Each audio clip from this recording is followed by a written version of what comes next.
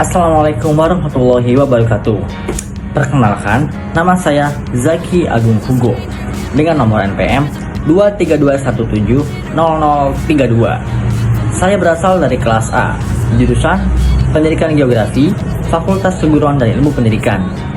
Saya akan memaparkan mengenai Kepulauan Solomon, dimulai dari kondisi fisiknya, jenis tanahnya, batuannya, serta bagaimana kaitan Kepulauan Solomon ini dengan 10 konsep geografi. Letak geografis Kepulauan Solomon berada di Samudra Pasifik, bagian barat daya, tepatnya di sebelah timur laut Australia, dan sebelah timur negara Papua Nugini. Secara astronomis, Kepulauan Solomon ini terletak kira-kira antara 5 derajat sampai 12 derajat lintang selatan dan 155 derajat sampai 170 derajat bujur timur.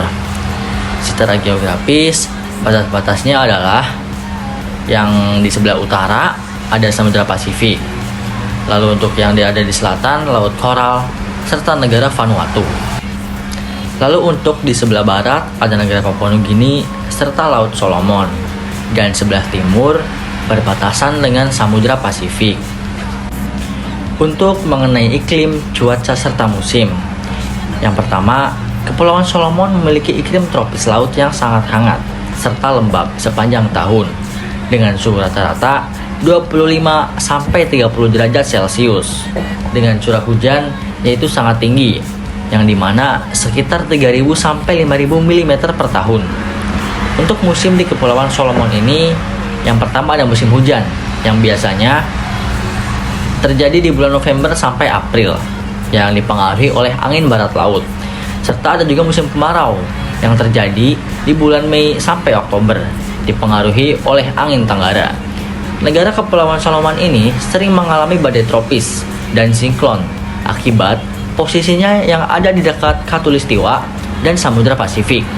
Untuk kaitan dengan konsep geografinya, ada konsep lokasi yang dimana terletak di daerah Khatulistiwa yang menyebabkan iklim tropis basah. Lalu ada juga konsep pola, curah hujan tinggi merata di wilayah pesisir dan pegunungan. Lalu ada juga keterkaitan dengan konsep interaksi dan interdependensi, yang dimana iklim yang sangat lembab ini mempengaruhi jenis pertanian, jenis tanaman, serta aktivitas-aktivitas ekonomi. Lalu ada juga konsep nilai kegunaan, yang dimana curah hujan yang sangat tinggi ini biasa dimanfaatkan untuk pertanian dan sumber air. Yang kedua, ada dari batuan dan tanah. Kepulauan Solomon ini terbentuk dari aktivitas tektonik dan aktivitas vulkanik bagian dari cincin api Pasifik. Jenis batuan dominan di Kepulauan Solomon ini ada batuan vulkanik. Yang pertama ada andesit dan batuan basalt, serta sedimen marin dan terumbu karang. Untuk jenis tanahnya, tanah vulkanik yang subur di wilayah pegunungan, tanah laterit, dan tanah aluvial di dataran rendah dan lembah sungai. Kaitan dengan konsep geografinya, ada dari konsep morfologi. Relief pegunungan vulkanik dan lembah yang sangat sempit ini terbentuk akibat proses geologi yang aktif. Lalu ada juga konsep diferensiasi area. Tiap pulau memiliki karakter berbeda. Tanah berbeda, misalnya Guadalcanal yang sangat subur, sedangkan Khoi Seul lebih berbatu. Lalu ada konsep nilai kegunaan. Tanah vulkanik mendukung pertanian seperti kelapa, singkong, dan sayuran tropis. Lalu yang ketiga, ada dari kondisi hidrologi. Sistem hidrologi Kepulauan Solomon biasanya terdiri dari sungai-sungai pendek dan sungai-sungai deras yang dikarenakan topografi pegunungannya sangat curam. Misalnya, Sungai Mataniko yang berada di Guadalcanal. Selain banyaknya sungai-sungai, di Kepulauan Solomon juga banyak sekali danau-danau kecil, air terjun, serta mata air alami. Air tanah cukup melimpah di dataran pesisir, akan tetapi sangat rawan pencemaran di pulau padat. Daerah pesisir kaya akan terumbu karang dan laguna, yang menjadi ekosistem yang sangat penting bagi kehidupan di sekitarnya. Lalu, untuk kaitan dengan konsep geografinya, yang pertama ada konsep keterkaitan antar ruang, yang dimana sungai, danau, serta laut saling terhubung membentuk sistem hidrologi di suatu pulau. Lalu untuk konsep yang kedua, sungai cenderung berpola radial dari puncak gunung ke pesisir. Lalu konsep ketiga, ada nilai kegunaan. Air menjadi sumber kehidupan pertanian dan energi mikrohidrologi. Dan ada juga konsep interaksi dan interdependensi. Sumber air memengaruhi permukiman dan aktivitas masyarakat. Yang keempat, kita akan bahas mengenai flora dan fauna di Kepulauan Solomon. Kepulauan Solomon ini memiliki berbagai macam keanekaragaman hayati yang sangat tinggi. Ini disebabkan oleh iklim yang lembab dan posisi tropisnya. Untuk flora, ada hutan hujan tropis yang sangat lebat dengan spesies kayu seperti merbau, palem, pandanus, serta sagu. Untuk fauna di Kepulauan Solomon ini memiliki burung endemik seperti burung Solomon Sea Eagle dan Solomon Parrot. Untuk mamalia kecil serta reptil dan serangga yang sangat unik ini ada di Kepulauan Solomon. Untuk ekosistem lautnya, Kepulauan Solomon ini kaya dengan ikan-ikan tropis, terumbu karang, serta berbagai macam jenis penyu. Untuk kaitan dengan konsep geografinya, ada konsep diferensiasi area. Setiap pulau di Kepulauan Solomon memiliki spesies endemik tersendiri. Persebaran flora fauna mengikuti ketinggian dan tipe pegunungan, habitatnya, pesisir, serta laut. Ada konsep interaksi dan interdependensi. Hutan dan laut mendukung kehidupan masyarakat, seperti hasil hutannya, perikanannya. Lalu ada juga konsep nilai kegunaan, yang dimana sumber pangan, bahan bangunan, dan wisata ekologi.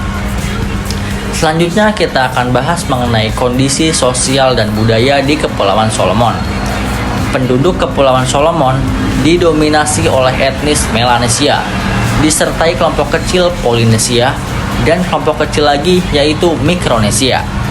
Untuk bahasa yang digunakan di Kepulauan Solomon ini ada bahasa Inggris resmi, tetapi terdapat dari 60 bahasa lokal. Dan untuk agamanya, mayoritas di Kepulauan Solomon ini beragama Kristen Protestan dan Kristen Katolik. Untuk mata pencaharian ada pertanian, perikanan, kehutanan, dan kerajinan. Kebudayaan di Kepulauan Solomon ini memiliki tarian serta musik tradisional, dan ukiran kayu menjadi identitas lokal. Untuk sistem sosial berbasis komunitas adat ataupun klan dan kepemimpinan chief yaitu kepala suku. Untuk kaitan dengan konsep geografinya, ada konsep aglomerasi, yang dimana permukiman cenderung mengelompok di pesisir dan sekitar pelabuhan. Ada juga konsep keterjangkauan. Pulau-pulau kecil sering sulit diakses karena sarana dan transportasi yang sangat terbatas untuk mencapainya. Ada juga konsep interaksi serta interdependensi.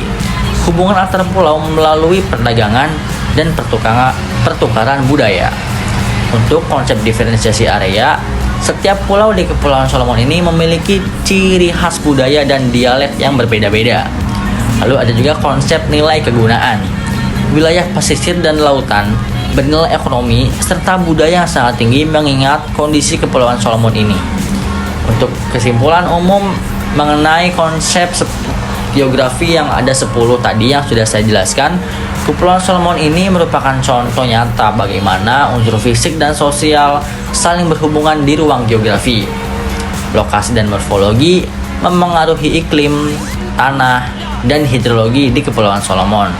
Diferensi area dan pola menjelaskan variasi alam dan budaya dari antar pulau yang ada di Kepulauan Solomon. Interaksi dan interdependensi dan keterkaitan ruang sangat tampak dalam hubungan antara manusia, lingkungan, serta aktivitas ekonomi yang terjadi di Kepulauan Solomon.